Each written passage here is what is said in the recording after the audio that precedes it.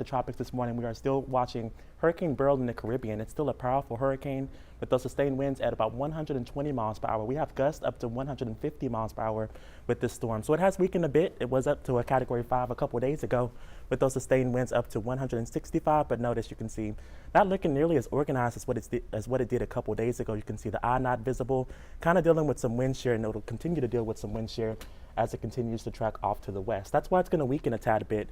You see it's a Category 3 now, but by Friday morning, the National Hurricane Center keying in on the fact that this will be a Category 1 hurricane as it moves through the Yucatan, and then it should weaken some more as it moves overland into the Yucatan, as it goes into the Gulf of Mexico. Only a tropical storm once it gets into the Gulf of Mexico. Some of those warm waters, though, could kick it back up into a hurricane as we go into late Sunday and into early Monday.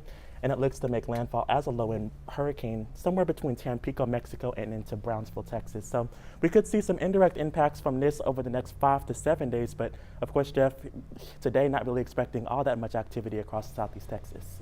Yeah, a couple of showers out there for today. It looks like maybe some heavier rains on early next week, as this storm system doesn't really affect us directly, but as it moves off into parts of central Texas. Let's take a look outside right now, and we are looking at pretty quiet conditions out there. We're going with mostly sunny skies or mostly clear skies this morning. This is our 12 News studio camera looking down on I-10, brought to you by Mid-County Plumbing, part of the Roofing 911 Live Skycam network. As we look at current temperatures, we're showing 80 now in Orange, 79 Port Arthur, 78 in Beaumont, also in Silsbee. Jasper's down to 75 and 77 in Woodville and Kirbyville. As we look across the state, pretty quiet, nothing on the radar. We've had a couple isolated showers along the coast. They kind of flared up but dying down now, so there's nothing out there to really worry about for this morning. Could see a couple of showers here and there, especially along the coast today, but if you're traveling throughout the state, it looks pretty just hot and dry, mainly hot. So be careful if you're heading over towards maybe Waco, down to Austin, San Antonio, up to Dallas. You'll deal with a lot of heat for today. Here's radar right now. Like I said, there's a couple of showers down towards Cameron Parish, but here in southeast Texas, quiet right now. Nothing as far as radar is concerned.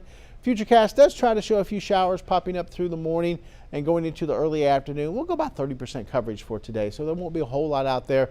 As we get in towards late this afternoon and this evening, it looks like it's going to be fairly quiet. This evening, not expecting any rain. Temperature's going to be in the 80s, so it's going to be warm, humid, as you head out maybe to see some fireworks for tonight. But overall, it looks like a pretty good evening.